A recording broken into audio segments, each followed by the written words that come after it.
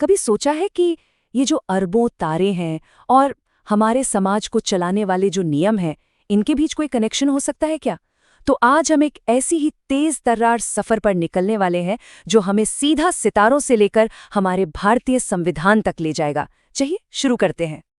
तो सवाल ये है कि हम लाखों मील दूर चमकते तारों से उस संविधान तक का सफर कैसे तय करते हैं जो हमें हमारे अधिकार देता है। बस यही सवाल आज हमें रास्ता दिखाएगा, जिसमें हम ब्रह्मांड की गहराइयों से जूम इन करते करते नागरिक शास्त्र की बारीकियों तक पहुंचेंगे। तो हमारी ये जर्नी शुरू होती है हमारे सोलर सिस्टम के बिल्कुल सेंटर से, मतलब हमारे अपने तारे सूरज से। यही वो पावर हाउस है जो पृथ्वी पर जिंदगी को एनर्जी देता है। सूरज से अगर गिनती करें तो तीसरे नंबर पर आता है हमारा घर यानी पृथ्वी। ये लगभग 15 करोड़ किलोमीटर दूर है। अंदाजा लगाना है तो ऐसे समझिए कि सूरज की रोशनी को हम तक पहुंचने में 8 मिनट और 19 सेकंड लग जाते हैं। ब्रह्मांड में हमारा भी एक पड़ोस है, पता है? एक तरफ है बुध यानी मर्क्यूरी, जो सबसे छोटा प्लैनेट है, और दूसरी तरफ है शुक्र वीनस, जो इतना गर्म है कि वहां जीवन का कोई चांस ही नहीं। पर मजे की बात यह है कि शुक्र का साइज पृथ्वी जितना ही है, इसलिए उसे अक्सर पृथ्वी का जुड़वा भी कह देते हैं।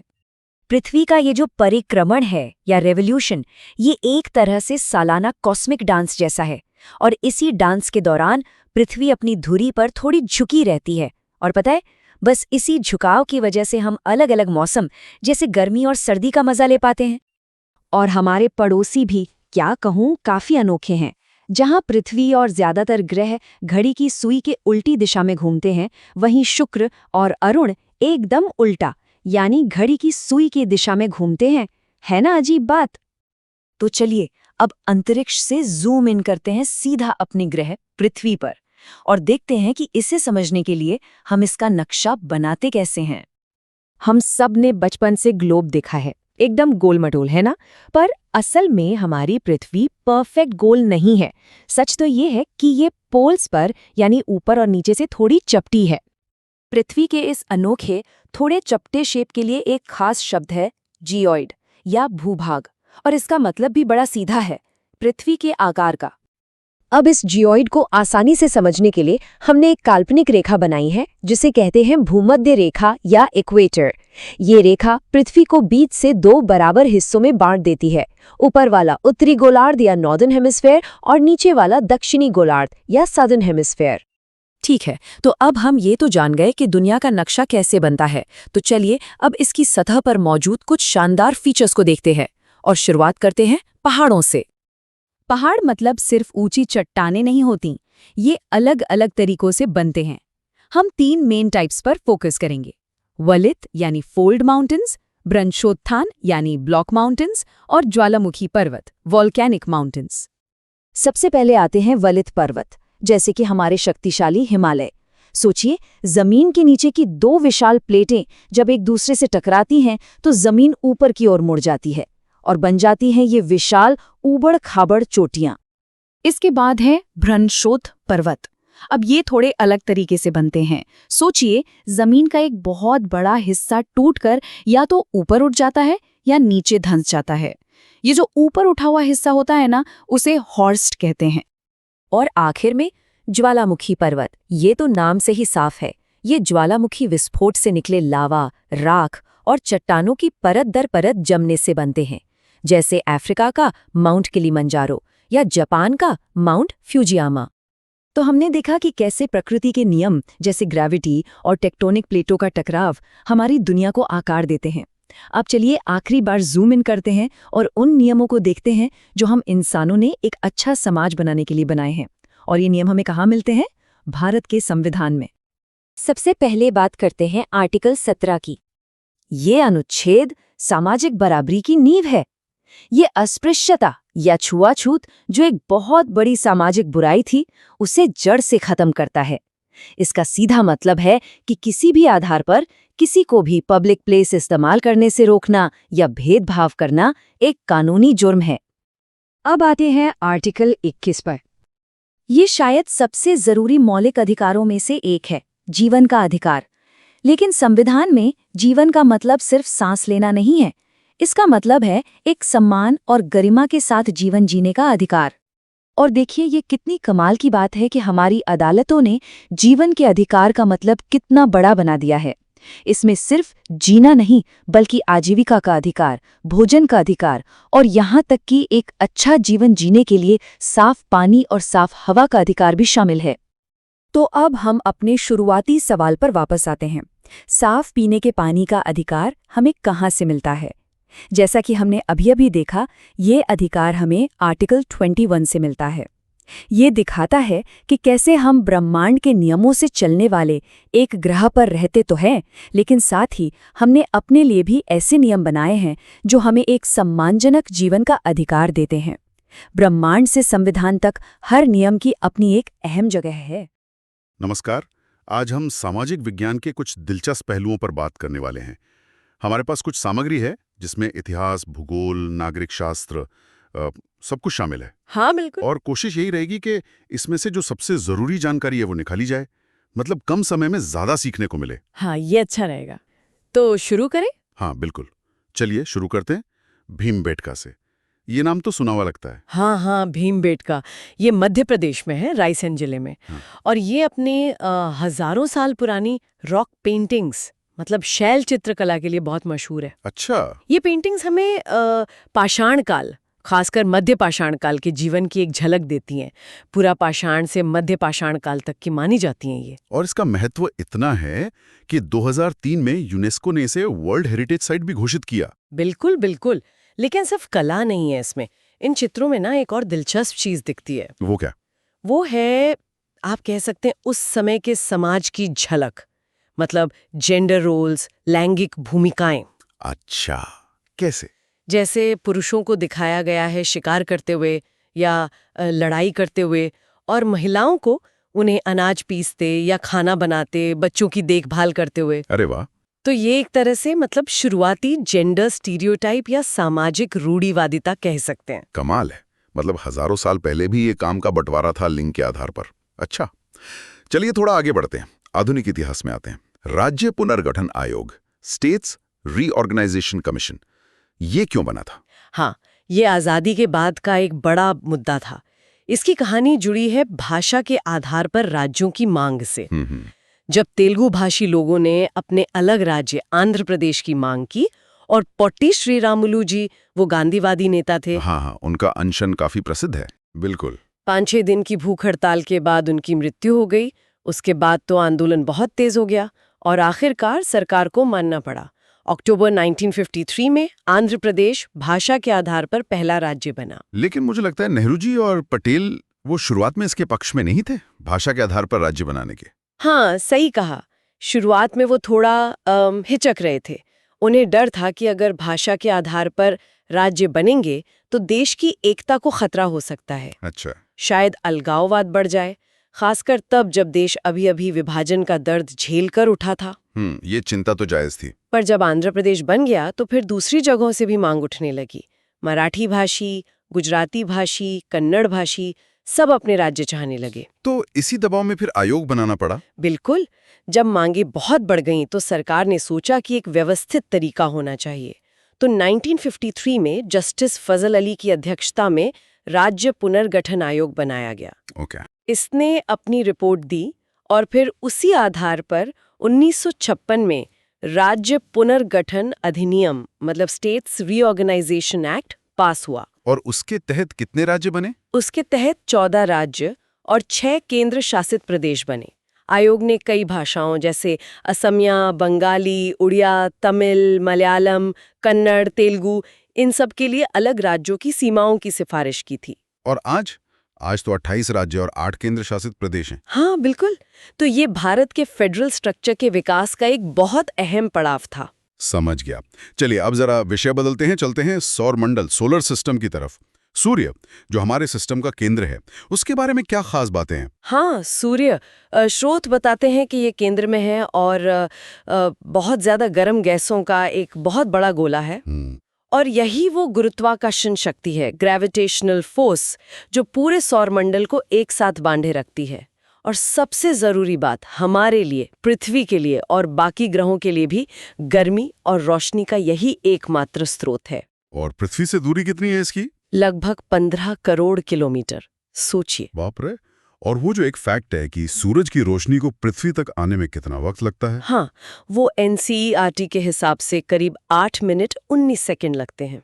8 मिनट 19 सेकंड? हाँ मतलब हम जो सूरज देख रहे हैं वो असल में 8 मिनट पहले का है। हाँ, एक तरह से कह सकते हैं। प्रकाश को भी इतना वक्त लग जाता है इतनी दूरी तय करने में। कमाल है। अच्छा, अब ग्रहों पर आते हैं। 8 ग्रह हैं, वो सूरज का चक्कर लगाते हैं, पर कैसे? क्या उनका रास्ता गोल है? नहीं, गोल नहीं है।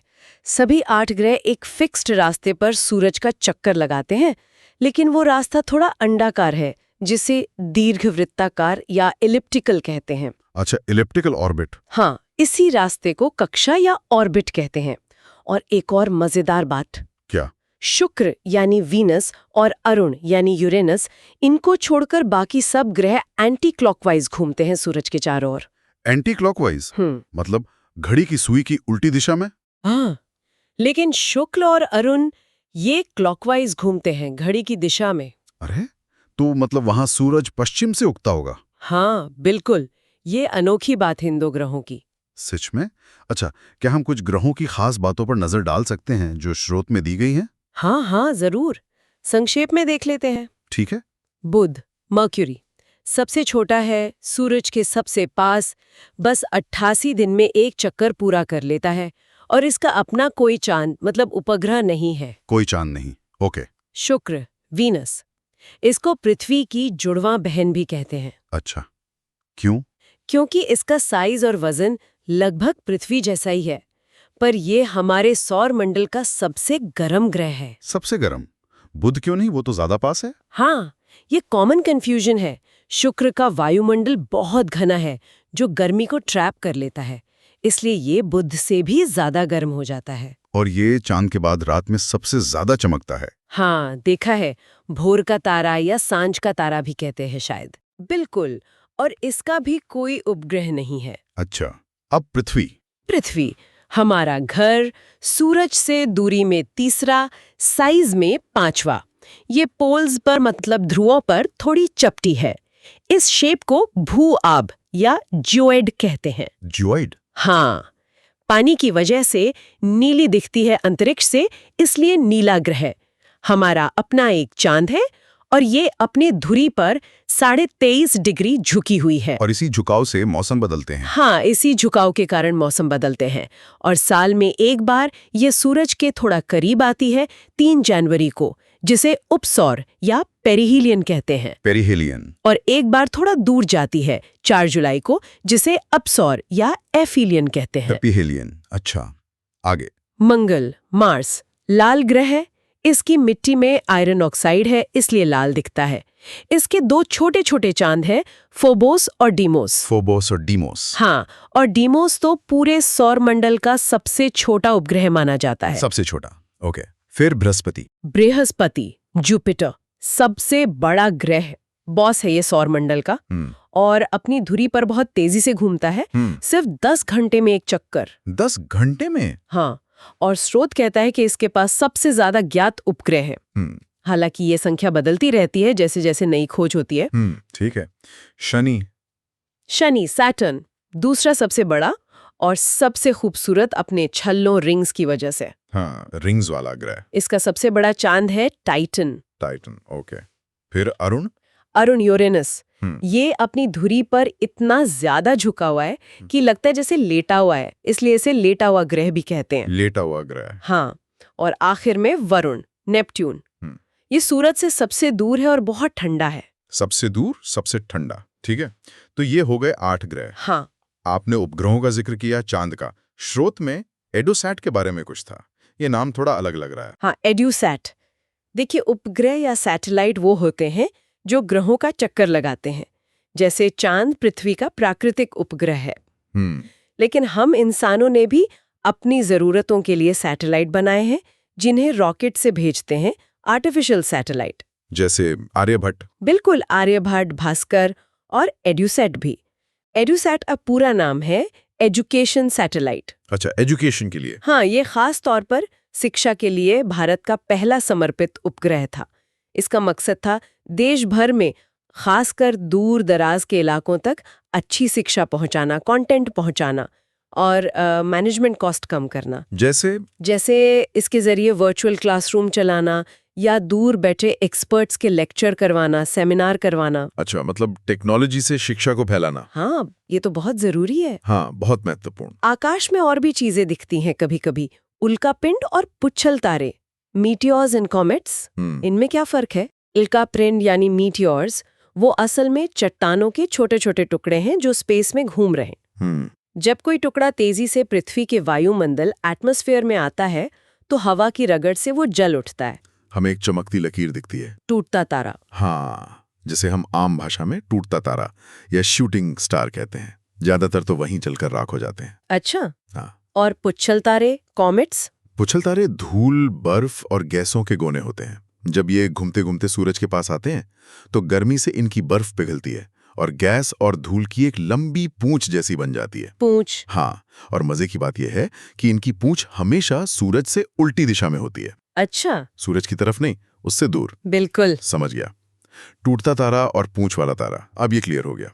अच्छा, एक और खगोलीय घटना, ग्रहण, सूर्य ग्रहण और चंद्र ग्रहण, सोलर एंड लूनर एक्लिप्स, ये कैसे होते हैं? सूर्य ग्रहण तब होता है जब चांद घूमते हुए सूरज और पृथ्वी के ठीक बीच में आ जाता है। ओके। तो चांद सूरज की रोशनी को रोक लेता है पृथ्वी तक आने से। ये हमेशा अमावस्या, न्यू मून के दिन होता है। अमावस्या को। और चंद्र ग्रहण? चंद्र ग्रहण तब होता है जब पृथ्वी सूरज और चांद के बीच आ जाती है। अच्छा, इस बार पृथ्वी बीच में है। हाँ, तो पृथ्वी की छाया चांद पर पड़ती है जिससे वो थोड़ा धुंधला या कभी-कभी लाल सा दिखता है। और ये हमेशा पूर्णिमा, फुल मून की रात को होता है। पूर्णिमा को। ठीक है, ये भी समझ आ गया। अब जरा वापस पृथ्वी पर आते हैं, ग्लोब की बात करते हैं। ग्लोब क्या है? पृथ्वी का मॉडल। हाँ, ग्लोब पृथ्वी का एक छोटा 3D और काफी हद तक सही मॉडल है, मतलब ट्रू मॉडल इन मिनिएचर फॉर्म। 3D model? हाँ, ये फ्लैट नक्शे जैसा नहीं, गोल है और इसे घुमाया भी जा सकता है जैसे पृथ्वी अपनी धुरी पर घूमती है। इस पर महाद्वीप, महासागर, देश सब सही आकार और अनुपात में दिखाए जाते हैं। और वो थोड़ा तिरछा टिका होता है एक सुई पर। हाँ, वो झुकी हुई सुई दरअसल पृथ्वी की वास्तविक झुकी हुई धुरी, एक्सिस का प्रतीक है। पृथ्वी सीधी नहीं घूमती, थोड़ी झुकी हुई घूमती है। अच्छा, और इसी ग्लोब या मैप पर हम कुछ लाइनें देखते हैं, जैसे कर्क रेखा, ट्रॉपिक ऑफ कैंसर। भारत के लिए इसका क्या जिक्र है? हाँ, कर्क रेखा जो 23.5 डिग्री उत्तरी अक्षांश पर है, वो भारत के लिए महत्वपूर्ण है क्योंकि ये देश के लगभग बीच से गुजरती है। बीच से? हाँ, करीब करीब बीच से। ये भारत के 8 राज्यों से होकर जाती है। 8 राज्य? हाँ। कौन कौन से? गुजरात, राजस्थान, मध्य प्रदेश, छत्तीसगढ़, झारखंड, पश्चिम बंगाल, त्रिपुरा और मिजोरम। अच्छा, गुजरात से लेकर मिजोरम तक। ग्लोब के अलावा मैप्स भी होते हैं, नक्शे। कितने तरह के नक्शों की बात है स्रोत में? स्रोत में मुख्य रूप से 3 तरह के मैप्स बताए गए हैं। 3 तरह के? हाँ, पहला भौतिक मानचित्र, फिजिकल मैप। ये पृथ्वी की कुदरती चीजें दिखाते हैं, पहाड़, पठार, मैदान, नदियां, समुद्र, मतलब जमीन कैसी है वो दिखाते हैं। बिल्कुल। दूसरा राजनैतिक मानचित्र, पॉलिटिकल मैप, इसमें देशों की, राज्यों की, शहरों की बाउंड्रीज दिखती हैं, एडमिनिस्ट्रेटिव डिविजन्स। ओके। और तीसरा है विषयगत मानचित्र, थीमैटिक मैप। ये किसी खास थीम या विषय पर फोकस करते हैं, जैसे सड़क का नक्शा, या कहाँ कितनी बारिश होती है उसका नक्शा, या कहाँ कौन सी फसल उगती है, या कहाँ इंडस्ट्रीज हैं। मतलब किसी स्पेशल जानकारी के लिए? हाँ, किसी खास जानकारी को दिखाने के लिए। ठीक है। अब दुनिया के बड़े बड़े जमीनी हिस्सों पर आते हैं, महाद्वीप, कॉन्टिनेंट्स। क्या खास बातें बताई गई हैं इनके बारे में? हाँ, 7 महाद्वीप हैं। स्रोत कुछ के बारे में बताता है। जैसे? एशिया, सबसे बड़ा महाद्वीप, दुनिया की करीब 1/3 जमीन इसी में है। सबसे बड़ा? ठीक है। अफ्रीका, दूसरा सबसे बड़ा, और ये खास इसलिए है क्योंकि ये अकेला ऐसा महाद्वीप है जिससे तीनों मेन लैटिट्यूड लाइनें, कर्क रेखा, विषुवत रेखा और मकर रेखा, ट्रॉपिक ऑफ कैप्रिकॉर्न, गुजरती है। तीनों? इक्वेटर, ट्रॉपिक ऑफ कैंसर और कैप्रिकॉर्न। हाँ। और दुनिया की सबसे लंबी नदी नील नदी और सबसे बड़ा गर्म रेगिस्तान सहारा, वो भी यही है। अच्छा। और अंटार्कटिका, ये दक्षिणी ध्रुव पर है, पूरा बर्फ से ढका हुआ है। यहाँ रिसर्च स्टेशंस हैं कई देशों के, भारत के भी रहे हैं, मैत्री और दक्षिण गंगोत्री। मैत्री और दक्षिण गंगोत्री। ऑस्ट्रेलिया सबसे छोटा महाद्वीप। ये पूरी तरह से दक्षिणी गोलार्ध सदर्न हेमिस्फीयर में है और चारों तरफ से पानी से घिरा है, इसलिए इसे द्वीपीय महाद्वीप या आइलैंड कॉन्टिनेंट भी कहते हैं। सबसे छोटा और आइलैंड कॉन्टिनेंट, हाँ। ठीक है। और महासागरों के बारे में, ओशंस। 5 बड़े महासागर हैं, उनमें से कुछ की बातें बताइए। प्रशांत महासागर, पैसिफिक ओशन, सबसे बड़ा और सबसे गहरा। दुनिया की सबसे गहरी जगह मरियाना ट्रेंच, वो इसी में है। मैरियाना गर्त। हाँ। अटलांटिक महासागर, अटलांटिक ओशन, दूसरा सबसे बड़ा। इसका आकार अंग्रेजी के एस अक्षर जैसा है। एस शेप, हाँ। और समुद्री व्यापार के लिए ये दुनिया का सबसे बिजी ओशन है। सबसे व्यस्त क्यों? क्योंकि इसके दोनों तरफ यूरोप और उत्तरी अमेरिका जैसे बड़े और विकसित तट हैं, जिनके बीच बहुत व्यापार होता है। अच्छा, और हिंद महासागर? हिंद महासागर, इंडियन ओशन, ये अकेला महासागर है जिसका नाम किसी देश पर है, हिंदुस्तान यानी भारत। ये तो गर्व की बात है। हाँ, बिल्कुल। चलिए जमीन पर वापस आते हैं। पहाड़, माउंटेन्स, इनके भी अलग अलग प्रकार होते हैं। स्रोत क्या कहता है? स्रोत 3 मुख्य प्रकार के पर्वतों की बात करता है, जो उनके बनने के तरीके के आधार पर हैं। बनने के तरीके पर कैसे? पहला है वलित पर्वत, फोल्ड माउंटेन्स। ये तब बनते हैं जब जमीन की बड़ी बड़ी प्लेटें टकराती हैं और बीच की जमीन मुड़ जाती है, फोल्ड हो जाती है, जैसे कागज को दबाने पर सिलवटें पड़ती हैं। अच्छा, फोल्ड होके। जैसे हिमालय और यूरोप में आल्प्स। ये नए पहाड़ हैं, ऊबड़ खाबड़ होते हैं और इनकी चोटियां नुकीली, कोन जैसी होती हैं। हिमालय और आल्प्स, ओके। दूसरा प्रकार? दूसरा है भ्रंशोत्थ पर्वत, ब्लॉक माउंटेन्स। ये तब बनते हैं जब जमीन का कोई बहुत बड़ा हिस्सा या तो टूटकर ऊपर उठ जाए या नीचे धंस जाए। टूटकर? हाँ, फॉल्टिंग से। जो हिस्सा ऊपर उठता है उसे हॉर्स्ट कहते हैं और जो नीचे धंसता है उसे ग्रैबिन या रिफ्ट वैली कहते हैं। यूरोप की राइन वैली एक ग्रैबिन है और उसके किनारे वॉस्जिस पर्वत एक हॉर्स्ट का उदाहरण है। अच्छा, ब्लॉक की तरह ऊपर नीचे। हाँ। तीसरा है ज्वालामुखी पर्वत, वॉल्केनिक माउंटेन्स। ये तो नाम से ही साफ है, ज्वालामुखी फटने पर जो लावा, राख वगैरह निकलता है वो जमा होता जाता है और पहाड़ बन जाता है। जैसे अफ्रीका का माउंट किलिमंजारो या जापान का माउंट फ्यूजी, ये ज्वालामुखी पर्वत है। किलिमंजारो, फ्यूजी, ठीक है। तो वलित, भ्रंशोत्थ और ज्वालामुखी। हाँ, ये 3 मुख्य प्रकार। चलिए भूगोल से अब थोड़ा नागरिक शास्त्र, सिविक्स की तरफ चलते हैं। स्रोत में भारतीय संविधान के कुछ आर्टिकल्स का भी जिक्र है। कौन से हैं वो और क्यों जरूरी हैं? हाँ, कुछ बहुत ही बुनियादी और महत्वपूर्ण आर्टिकल्स हैं। जैसे अनुच्छेद 17, आर्टिकल 17, ये अस्पृश्यता मतलब अनटचेबिलिटी, छुआछूत को खत्म करता है पूरी तरह से। इसका किसी भी रूप में प्रैक्टिस करना कानूनन जुर्म है। ये सामाजिक बराबरी के लिए एक बहुत बड़ा कदम था। बिल्कुल। और अनुच्छेद 15, आर्टिकल 15, ये कहता है कि राज्य मतलब सरकार किसी भी नागरिक से सिर्फ उसके धर्म, जाति, लिंग, नस्ल या जन्म स्थान के आधार पर कोई भेदभाव नहीं करेगी। कोई भेदभाव नहीं। हाँ, और दुकानों, होटलों, कुओं, तालाबों जैसी पब्लिक जगहों पर जाने से किसी को इन आधारों पर रोका नहीं जा सकता। सबको बराबर एक्सेस है। अगला अनुच्छेद 21, आर्टिकल 21, ये है प्राण और दैहिक स्वतंत्रता का संरक्षण, मतलब right to life and personal liberty. ये बहुत ही व्यापक अधिकार है, जीवन का अधिकार। हाँ, लेकिन सुप्रीम कोर्ट ने कहा है कि इसका मतलब सिर्फ सांस लेना नहीं है, बल्कि सम्मान के साथ जीना है। इसमें भोजन का अधिकार, स्वास्थ्य का अधिकार, साफ हवा पानी का अधिकार, आजीविका का अधिकार, ये सब शामिल है। अरे वाह। मिड डे मील योजना को भी इसी के तहत जरूरी माना गया है। अच्छा, ओके। और अनुच्छेद 22, आर्टिकल 22, ये गिरफ्तारी और हिरासत के खिलाफ कुछ सुरक्षा देता है। जैसे गिरफ्तार व्यक्ति को कारण जानने का हक है, 24 घंटे में मैजिस्ट्रेट के सामने पेश करना जरूरी है और अपनी पसंद का वकील करने का अधिकार है। ये तो बहुत जरूरी है। हाँ, और एक और है अनुच्छेद 39A, आर्टिकल 39A, ये डायरेक्टिव प्रिंसिपल्स का हिस्सा है। ये कहता है कि राज्य कोशिश करेगा कि कोई भी गरीब या मजबूर व्यक्ति न्याय पाने से रह न जाए। इसीलिए गरीबों को मुफ्त कानूनी सहायता, फ्री लीगल एड देने की व्यवस्था है। मुफ्त कानूनी मदद, ये सब तो हमारे संविधान की जान है एक तरह से। बिल्कुल, ये नागरिकों के अधिकारों की गारंटी है। स्रोत में आदिवासियों के बारे में भी कुछ बताया गया है। हाँ, स्रोत कहता है कि भारत की कुल आबादी का लगभग 8% हिस्सा आदिवासी है, जिन्हें हम शेड्यूल्ड ट्राइब्स या जनजाति भी कहते हैं। 8%? हाँ, उनकी अपनी अलग भाषाएं, संस्कृति, रहन सहन होता है।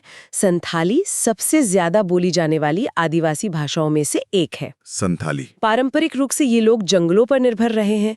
कई समुदाय स्थानांतरित कृषि मतलब शिफ्टिंग कल्टीवेशन या झूम खेती करते आए हैं। झूम खेती? हाँ, जिसमें जंगल के एक हिस्से को साफ करके खेती करते हैं और जब मिट्टी की उर्वरता कम हो जाती है तो दूसरी जगह चले जाते हैं। अच्छा। उनके इन्हीं पारंपरिक अधिकारों को बचाने के लिए 2006 में वन अधिकार अधिनियम फॉरेस्ट राइट्स एक्ट लाया गया, जो उन्हें उनकी पारंपरिक वन भूमि और संसाधनों पर अधिकार देता है। ये जरूरी था उनके लिए। अच्छा, एक और शब्द, धर्मनिरपेक्षता, सेकुलरिज्म, इसको कैसे समझाया गया है? सेकुलरिज्म का मतलब है कि राज्य यानी देश या सरकार का अपना कोई आधिकारिक धर्म नहीं होगा। राज्य का कोई धर्म नहीं। हाँ, राज्य न तो किसी एक धर्म को बढ़ावा देगा, ना ही किसी धर्म के साथ भेदभाव करेगा। भारत एक सेक्युलर देश है। यहाँ हर नागरिक को आज़ादी है कि वो अपनी मर्जी का कोई भी धर्म माने, उसका पालन करे, उसका प्रचार करे। कानून की नज़र में सब धर्म बराबर है। ठीक है, ये स्पष्ट है। अच्छा, दो और शब्द आते हैं अक्सर, रूढ़िबद्ध धारणा, स्टीरियोटाइप, और पूर्वाग्रह, प्रेजुडिस। इनमें क्या फर्क है स्रोत के हिसाब से? हाँ, ये दोनों जुड़े हुए हैं पर थोड़े अलग हैं। स्टीरियोटाइप या रूढ़िबद्ध धारणा का मतलब है किसी व्यक्ति या ग्रुप के बारे में एक बनी बनाई छवि दिमाग में रखना। अक्सर ये गलत या अधूरी होती है। जैसे स्रोत में उदाहरण है कि लड़कियां धीरे बोलती हैं या उन्हें यही काम करने चाहिए, या फिर लड़के रोते नहीं हैं। ये सब क्या है? ये स्टीरियोटाइप है। हम उस व्यक्ति को देखे बिना ही उसके बारे में एक राय बना लेते हैं। और पूर्वाग्रह, प्रेजुडिस? पूर्वाग्रह या प्रेजुडिस का मतलब है किसी व्यक्ति या समूह के बारे में पहले से ही एक नकारात्मक राय बना लेना या उन्हें नापसंद करना बिना उन्हें ठीक से जाने। ये अक्सर सुनी सुनाई बातों या गलत फहमियों पर आधारित होता है। मतलब स्टीरियोटाइप एक छवि है और पूर्वाग्रह एक नेगेटिव फीलिंग या ओपिनियन। हाँ, और पूर्वाग्रह अक्सर भेदभाव को जन्म देता है। समझ गया। अच्छा, एक और कानून का जिक्र था, हिंदू उत्तराधिकार अधिनियम 2005 का संशोधन, हिंदू सक्सेशन एक्ट अमेंडमेंट। ये क्यों खास है? ये बहुत खास है, खासकर महिलाओं के अधिकारों के लिए। इस संशोधन ने हिंदू परिवारों में बेटियों को भी बेटों के बराबर ही पैतृक संपत्ति में जन्म से अधिकार दिया। जन्म से? हाँ, जन्म से। पहले ये अधिकार मुख्य रूप से बेटों का होता था, लेकिन 2005 के बाद से बेटियों का भी बराबर का हक है पिता की संपत्ति पर, चाहे वो शादीशुदा हो या ना हो। ये लैंगिक समानता की दिशा में एक बहुत बड़ा कदम था। ये वाकई बहुत महत्वपूर्ण बदलाव था। अच्छा, अब थोड़ा उत्तर की तरफ चलते हैं, लद्दाख। उसके बारे में क्या खास बातें हैं? लद्दाख स्रोतों से छोटा तिब्बत कहता है। छोटा तिब्बत? हाँ, क्योंकि वहाँ की संस्कृति और बौद्ध धर्म पर तिब्बत का बहुत गहरा असर है। ये एक ठंडा रेगिस्तान है, कोल्ड डेजर्ट। ठंडा रेगिस्तान मतलब बारिश कम होती है? हाँ, बारिश बहुत कम होती है और ये बहुत ऊंचाई पर है, इसलिए ठंडा रहता है। इसे स्थानीय भाषा में खा पा चान भी कहते हैं। खा पाचान, इसका मतलब हिमभूमि या स्नोलैंड। यहाँ एक खास किस्म की बकरी होती है जिससे बहुत मशहूर पश्मीना ऊन मिलती है। पश्मीना? हाँ, सुना है, बहुत मुलायम और गर्म होती है। बिल्कुल। और एक और बात, तिब्बत का एक महाकाव्य है केसर सागा। वो लद्दाख के मुसलमानों और बौद्धों दोनों में ही बहुत लोकप्रिय है। केसर सागा।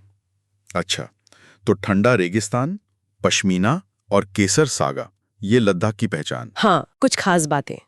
एक ऐसी सामाजिक व्यवस्था है जहाँ पुरुषों को महिलाओं की तुलना में ज्यादा अधिकार, ज्यादा महत्व, ज्यादा पावर मिलती है। पुरुषों को ज्यादा महत्व? हाँ, जैसे आमतौर पर परिवार का मुखिया पुरुष होता है। संपत्ति का अधिकार, वंश का नाम, ये सब पिता से बेटे को जाता है। और समाज के जो अहम फैसले होते हैं उनमें पुरुषों की ज्यादा चलती है। स्रोत इशारा करता है कि भारतीय समाज काफी हद तक पितृसत्तात्मक रहा है। ये बात तो है। अच्छा, आखिर में एक चीज और थी, जनसंख्या पिरामिड, पॉपुलेशन पिरामिड। ये क्या दिखाता है? जनसंख्या पिरामिड एक तरह का ग्राफ है। जो किसी देश की आबादी की उम्र और लिंग की बनावट दिखाता है। Age sex structure. ग्राफ? कैसा ग्राफ? इसमें नीचे से ऊपर की तरफ एज ग्रुप्स होते हैं, जैसे 0 से 4 साल, 5 से 9 साल और ऐसे ही ऊपर तक। और हर एज ग्रुप में बाएं तरफ पुरुषों की संख्या और दाएं तरफ महिलाओं की संख्या बार के रूप में दिखाई जाती है। ओके, बार ग्राफ जैसा। तो इससे पता क्या चलता है? इससे बहुत कुछ पता चलता है। जैसे अगर पिरामिड का बेस मतलब नीचे का हिस्सा बहुत चौड़ा है, तो इसका मतलब है कि बच्चों की संख्या ज्यादा है, यानी जन्म दर ज्यादा है। ओके। और अगर पिरामिड ऊपर की तरफ जाते हुए बहुत तेजी से पतला हो जाता है, संकरा हो जाता है, तो ये दिखाता है कि बूढ़ी उम्र के लोग कम हैं। इसका मतलब शायद मृत्यु दर ज्यादा है या जीवन प्रत्याशा कम है। तो ये देश की डेमोग्राफी समझने में मदद करता है। बिल्कुल, ये योजना बनाने वालों के लिए बहुत उपयोगी होता है। तो ये थी हमारे आज के स्रोतों से निकली कुछ अहम बातें। इतिहास, भूगोल, संविधान, समाज, काफी कुछ कवर हो गया। हाँ बिल्कुल, और ये भी साफ हुआ कि इन सब चीजों को समझने के लिए, खासकर अगर परीक्षा के लिहाज से देखें, तो एनसीईआरटी जैसी किताबों की डिटेल्स, परिभाषाएं, ये सब जानना जरूरी हो जाता है। हाँ वो तो है। लेकिन सिर्फ रटना नहीं, उनके पीछे जो कॉन्सेप्ट है, जो विचार है, उसको समझना और उन्हें आपस में जोड़ना, वो ज्यादा जरूरी है। बिल्कुल सही कहा।